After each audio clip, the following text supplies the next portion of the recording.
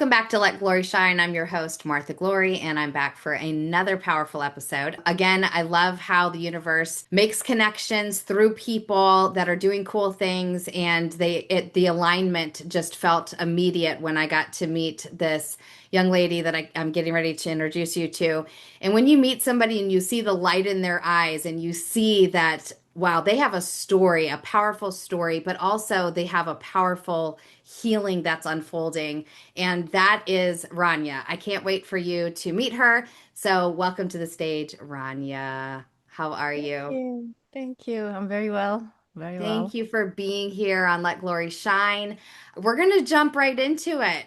This is a platform talking about healing, talking about the things that we've been through. Trauma doesn't define us after we have been on a healing journey, but it is part of our story.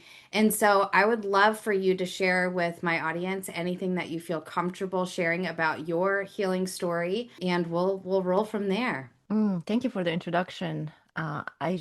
Trauma is a big word, and not too many people actually understand what trauma is. Unfortunately, to this day, with all the knowledge that we have, some people don't get it. They sometimes think that we go through things in life, right? And we just get over it. And that was the trauma, but it actually wasn't. And they just say, okay, well, yeah, move on with life and let's forget about it.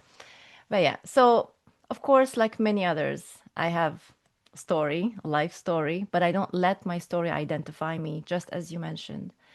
And we go through things in life, and it's the things that happen to us, right, that affect us emotionally, mentally, and physically.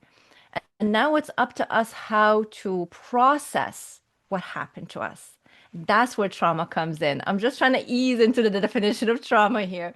So, trauma is not what happened to you, it's not the actual event, it's how you internalized it. It's what happened inside of you in order for you to handle what happened to you. And sometimes it's easier to process, and sometimes it sits in there and it grows with you and it ends up triggering you. And then we just, go the whole life of trying to heal this trauma that sometimes even is unnoticed and unknown because we're not paying attention. I love that the way that you explain trauma because I this is how I explain it in coaching as well. Trauma is not the event, Yeah. right? Trauma is not the thing that happened to you. Trauma is actually the identities that we pick up because of the event. So it's the unloved, unwanted, abandoned, fear, all of those things that we pick up from the event. So I call them unfortunate events or unfortunate circumstances, but the actual trauma is the things that we identify by because of the unfortunate event, just like you shared. Yes. So in your life, how have you come to this place where you go, oh, it's not the thing that happened to me, it's the identities that I picked up, it's what I allowed to in my processing of event to become who I was, right? How do you undo that? And how did you come to that place first? Because that took me a lot of years. Same here, Martha. It took me a lot of years too, only till recent time. I'm admitting that just a few years ago when I started doing the healing work. And I say this, it took me being broken down to my knees totally to wake up. And sometimes that's what it takes. It's like as if life throws things at you, left, right, center, to wake you up or to make you see that, hey, you need to heal this, you need to heal this. But then you're not paying attention, and then boom, it hits you. And I ended up in a narcissistic marriage. And that hit me hard because it was abuse of all kinds. And I was not expecting that. You think that, this stuff doesn't happen to you, it just happens to other people, and you read about it, hear about it, and you're like, oh no, that's too bad. And you never think it would happen to you, right? You think that you're above that in a way, not above that in the sense as like you're better than that, but as in like, I'm smart. Like, there's no way I'm gonna let this happen to me. But this is where trauma comes in right here, is because I had unhealed wounds from childhood, which was part of the trauma that I was dealing with, that led me to attracting relationships, and I'm putting an S to this one, okay, not just one. More than one where I ended up in a toxic environment, not realizing that I was ending up in a toxic environment every single time, or I was making the wrong choice. But again, my trauma led me into that. And it took that last one a few years back to break me. I'm saying that I was broken.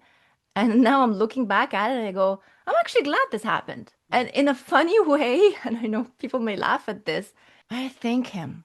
I know that sounds so crazy, but I say thank you for showing me what I needed to heal. Not thank you for what you did to me, because it was not Right. okay. Absolutely not.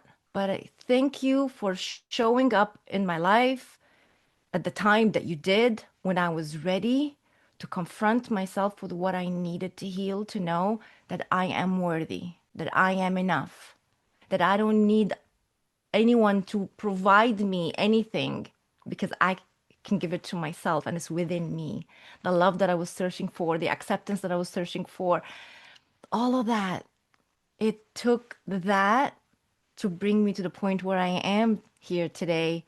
I'm not gonna tell you I'm 100% healed because healing is an ongoing process, and you and I discussed that when we spoke, that it's a journey that we're on, and there's layers that we peel, right? And triggers are gonna continuously happen, as we are on that journey. But we give ourselves grace and we recognize where we were and where we are now.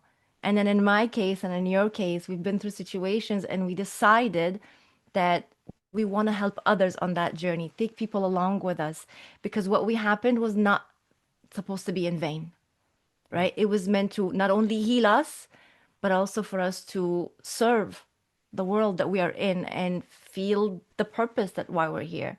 Yeah, that's, I guess, a long answer to what you asked. No, that's beautiful. Rania, I have to say, how powerful it is to be able to say thank you to those that hurt us, right? And I know exactly what you're talking about because I have as well. I have thanked the cult leader. I have thanked my abusers because without those experiences, how else would I have learned the lessons that I've learned? How else would I learn how strong I am, how resilient I am, how worthy I am, how lovable I can be for myself, right? How I guess there's other ways that I could have learned it, but this was for my life. The things that happened, I then was able to say, okay, those can't be me, right? So who am I? I had to ask myself those hard questions. And those gave me those situations and those circumstances and those events created the place where I became so detached from who I was that I had to make a choice. And I had to say, is this all that God created? Or is there more, right? And so I had to go back and look and re identify, rediscover, reclaim who I was because it is all inside of us. Everything we've ever needed and will ever need is already inside of us. But the culture and society tells us that we need to find it out here somewhere, and somebody has the magic pill, and somebody has the magic coaching program or the magic ant. No, it's in here. And so to be able to say thank you to the things and the people that have hurt us the most is so powerful. And to say, I forgive you and I'm grateful, not for what happened, but that it happened so that I could grow from it, that I could learn from it, so I could stand in my power, I could reclaim who I was. Right. So that I just want to say thank you. And that is so courageous. And I resonate with that so, so deeply. So thank you. The power of choice, Rania. I want you to talk about that moment where you had to make the choice. You've had to make a lot of choices to get out of that narcissistic abuse, to end that marriage, right? I want to talk about the power of choice. Martha, there was a moment. There was actually one moment. And I have a feeling that it's that one moment for every single person out there. I truly feel it, that it is one moment. And although I was on a journey of learning and understanding what I was actually into by obviously social media and reading books and whatnot, it took a moment. I was on a phone call with my friend and I was telling her the situation that I was in. And she was like, well, just leave then. And I said to her, no, I can't. I'm not allowed to leave. And she said, are you kidding me? Are you listening to yourself right now, Rania? What do you mean you can't leave? I said, he goes to the door and stops me from leaving. She's like, well, then I'll come get you. And I said, but he may hit you. Oh, that was her trigger where she went off and she's like, what? What do you mean? He can't lay a hand on me. Are you kidding me right now? Rania, wake up. Are you listening to yourself? This is not the Rania that I know. And it woke me up when she yelled at me on the phone. A moment I will be eternally grateful for that friend of mine who woke me up and said, you know who you are, Anya. You know you can get out.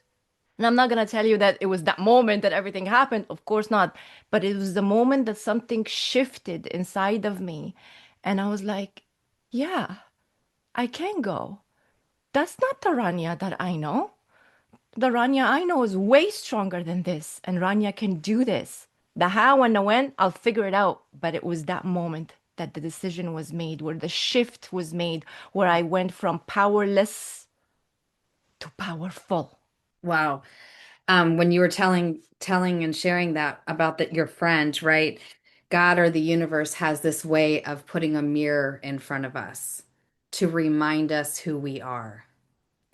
And your friend was your mirror, right? For you to say, for her to say, this isn't the Rania I know. This isn't the Rania I love. And we have to look back at the reflection and argue with them. Well, am I this version? Heck no, right? Something in our consciousness is reminded through the mirror of no, this isn't. These are things that have happened to me, but no, our soul always knows better. Our soul always knows how to get us out, how to save us, how to help us, right? We have to trust ourselves enough to say enough. And so no, it's not this like oh now we understand now snap crackle pop we're out of the no. But the shift is everyone has that shift when they have to make a tough choice. Everyone. You cannot get out of abusive relationships or toxic this or whatever. You can't make those changes without a shift. And then you say, "Okay, now I know I'm reclaiming this part of me. Now the who, what, where, and when and how will come together." But Mhm. first, you have to trust yourself to know that you're worthy of more. I love that. Thank you. Thank you for sharing that. So, you mentioned at the beginning that didn't happen once, it happened again, right? And we talked before we started recording when we first met about the cycle of abuse, the cycle Mhm. of things that happened in our childhood, how we bring those into our adulthood because it's all we know. It's the energy that we put out, the vibrations that we bring in, right? And so we end up creating that cycle again. And the only way to break that cycle is to recognize that there was a cycle. When did you realize that you were creating a cycle once again? And when did you decide never again? I think it ties into me healing from that marriage after I walked out of it. So I took some drastic measures to heal. I left the country. Like some people just like move here, hide away or whatever. I just left the country altogether. And it was in that healing process. I can't remember exactly the moment, but I do recall that I realized that the pattern stemmed from, like I mentioned earlier, childhood wounds. And I saw it very clearly and painfully because you don't want to see the worst in your family. You always want to see the best in them. It's the last thing you want to confront yourself with and say, well, I was used to this kind of abuse. That's why I tolerated it. That's why I continued in it. That's why I attracted people that ended up doing the same thing to me. I self sabotaged myself with my choices. And I convinced myself that that's normal because that was normal. And it is in confronting where it originated from that hurt the most. It actually hurt me more knowing where it came from than the choices and the relationships I was in, including that toxic, horrible marriage that I was mentioning earlier. That was one thing on its own. But the pain from that was less, believe it or not, Yeah. than the pain knowing that those whom I needed to be loved by and treated with respect and to be taught the foundation of what love is wasn't.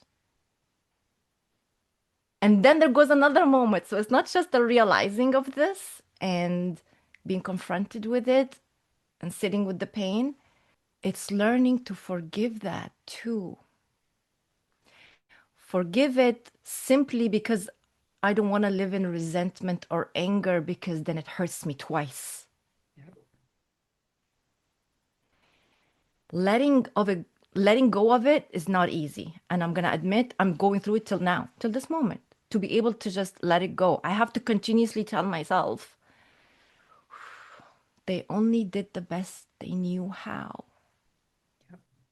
It's not on purpose. It's not like they're out to get you. It's not like they just woke up and they said, I want to hurt Rania today, you know? It's not about that. And that is the one thing I keep repeating in my own show as well when I talk to people all the time. And I say, yes, we are talking about the childhood wounds. We are talking about how we weren't loved, we weren't treated with the way we were supposed to be treated, and it caused all this trauma. But it's not about bad mouthing them or making out to be these bad, evil people. They're still good people. Yeah. Yeah. They just didn't know any better. Yeah. They believed that this was the right way of parenting. They believed that this is love. Yeah. They believed it. And because we're in different realities now, we're living in two different perspectives altogether. It's beyond let's agree to disagree. It's beyond that. It's now come to a point where it's like, okay, well, we're living in different realities now. So not what now? And what happened. You can't change it. You can't go back and change time, right? And even you may not even hear the words I'm sorry. You may not even hear admittance that, hey, maybe I didn't do the best that I could. Now, there are parents who are capable of getting to that level with their adult children in the future and say, you know what? I'm sorry that I did this to you, but I really didn't know that that's what I was doing to you. I apologize. And that helps in the healing and that helps in the mending of the relationship and maybe changing the dynamic for the future. It could happen. Yeah. But in other situations, Yeah. like in mine, it didn't happen. And I'm accepting that it will never happen. Because again, that's who they are. They Well, don't know. and understanding that they're just repeating the things that happened to them. Yes. And so if they didn't heal those wounds and they didn't see anything wrong with it, right? They are going to recreate it as well. And yes, if they didn't gain tools, if they didn't learn from it, grow from it, and they're going to repeat it because they can't do anything else. That is what they know. We only create what we know. We only give what we were given, right? And understanding that they're not bad people because they were subpar, right? Doesn't make them bad people. It makes us be able to say, okay, you, if that was your best, then I have to accept it, right? And in my life, I've been so lucky to have parents that in the last few years are like, as they've watched me on this healing journey, are like, oh, holy crap, like we didn't realize what we did, right? But they're learning now. And it's a very painful process in their 70s to be like, those, we weren't parents. We're so sorry. We were doing the best that we could, but now we know better. And now they're trying to parent, 30, 40, and 50-year olds because we're all grown. And that's a whole different experience, right? But they're up for the challenge and they have taken responsibility and acknowledged, where they weren't what we needed, right? And made bad decisions based on that. But they have to continue to make the decisions every day, and they're really difficult for them, because they're like, it was so much easier to parent out of ignorance. Because once You're you right. know, once you know, you're now responsible for what you know. Hmm. Oh, I'm so glad you said that. Yeah, Yeah. absolutely. We are responsible once we know.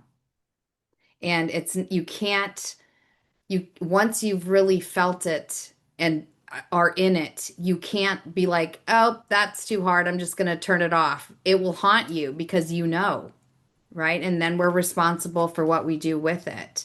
And, some days their responsibility is like, this sucks. This is way too hard. I didn't sign up for this. And I'm gonna resort to my old patterns, which they do, right? Mhm. And there's times that I still do that, right? Because we are so programmed. But the luxury for me now is I catch myself very quickly and it's like, no, no, no, no, no, no, that is not who Martha Glory is. And Yeah, it's easy for me to apologize and it's easy for me to get back on track because yeah, I am responsible for me. I am responsible for my healing. I am responsible for my growth. I am responsible for what I put out and what I allow in. So, all right, Rania, so tell us about what you're doing now. I know that you have a powerful podcast, the Healing Train podcast, that I want you to tell my audience about. But what else are you doing with your pain, with your mission, with your vision, and how are you serving now? yeah. So, Martha, with this type of pain that we're talking about, it's not easy for people to be vulnerable and be open about it and come and ask for help. We know this because we've been through it, right? So asking for help is hard.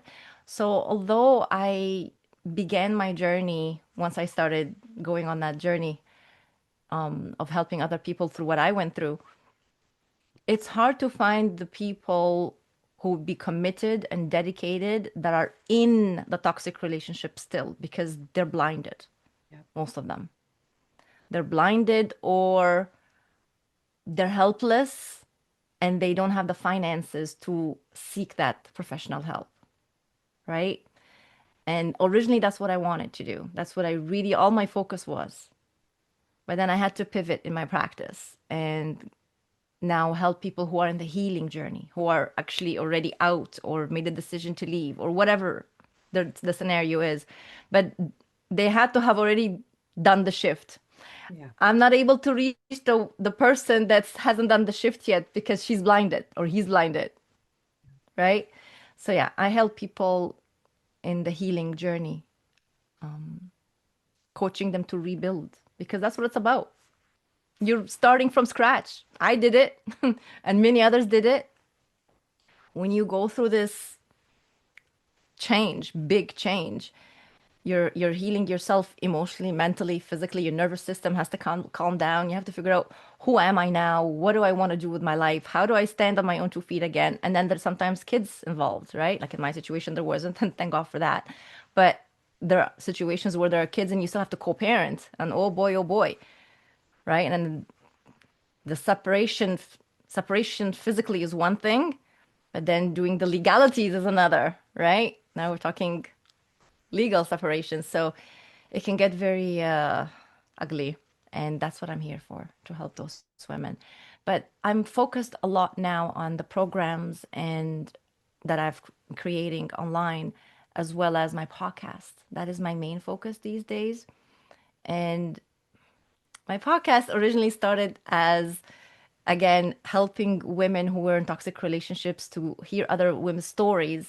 Again, the same way you and I are doing right now, to help them understand that you can leave, that there is life after. It is possible for you. That's how it began, the idea. But then I ended up widening the healing of what we need to heal from, like opened up a whole new Pandora's box, let's say. And it's just amazing how much things that we actually need to heal from that could be the cause of why we end up in this relationships to begin with. Yeah. So it's like you're looking at the cause and effect and the signs and the symptoms, and so we're looking at a holistic healing at this point, right? It's not just about you healing from toxic relationships, but what got you into toxic relationship to begin with, and that's like the self-worth, the conditioning from culture, whatever it is, beliefs that you're carrying with you. And we talk about those subjects on the healing train with amazing guests. And I'm just very happy about it. It's my passion right now. It's truly, I love it. I love it. I didn't know that I would love it so much. I began the journey about a year ago now. And I hope I can continue. I mean, it's a lot of work, and you're doing it as well. So it's a lot of work, but I do what I can. It doesn't feel like work though when you love it so much, when you find such passion, and when you, at least for me, it's a it's a passion project. It's Yeah. something that feeds me, right? Like watching others that have gone through their own healing journeys, getting to interview them, getting to talk to them, getting to share tricks and tips and things that worked for them, for us and each other, right? There's something powerful in that community aspect of understanding we're not alone, right? There's something powerful understanding we're not alone. And so I hear you, and as much work as it is, it's all worth it because what we're putting out into the world is powerful and it's impactful and it will help so many others. Because you never know who will run up on your show, will run up on your podcast, and it's exactly what they need at exactly that right time. And I just trust that that's the work that we're doing. So thank you so much for sharing. Thank you so much for being here today. Wow, I think we could talk another 30 minutes or an hour, because you're just, I see the light in your eyes, and I see that the work that you're doing fills you in a way that nothing else that you've done has, right? And that's when you know that you're on the right track. That's when you know that you are tuned in to her. You are tuned in to who you were meant to be. So thank you so much for being on Let Glory Shine. I always end every episode the same way, and that's asking my guest, what does it mean for you, Rania, to let your glory shine? Ooh, what does it mean for me to let my glory shine? That I give myself permission to show up authentically. And what does that mean authentically for you? Being the version of me that is consistent, not one behind camera versus in front of the camera.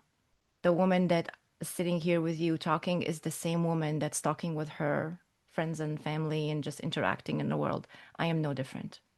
And Yes. that's the authenticity that I, Yeah. I believe in, is that I don't want to be one person like this and one person like that. This is Yes. me, Yes. all of Yes. me. Yes. We no longer have to wear the mask. I talk about that a lot. Like I no longer have to have a mask that I go to work in and then a mask for at home and a mask for me when I go to see my family. Now it's just me. I love that. Wow, powerful. Rania, thank you so much for being on Let Glory Shine. I am so appreciative of everything that you have shared today, and I can't wait to continue to follow your journey. Thank you, Martha. Thank you for having me. Absolutely. Thank you for joining us for yet another episode of Let Glory Shine. I'll see you next week, same place, same station. Good night. Let glory shine from the ashes I rise. Every scar a story, every tear baptized. This is my freedom, this is my climb. Let glory shine, it's the power inside.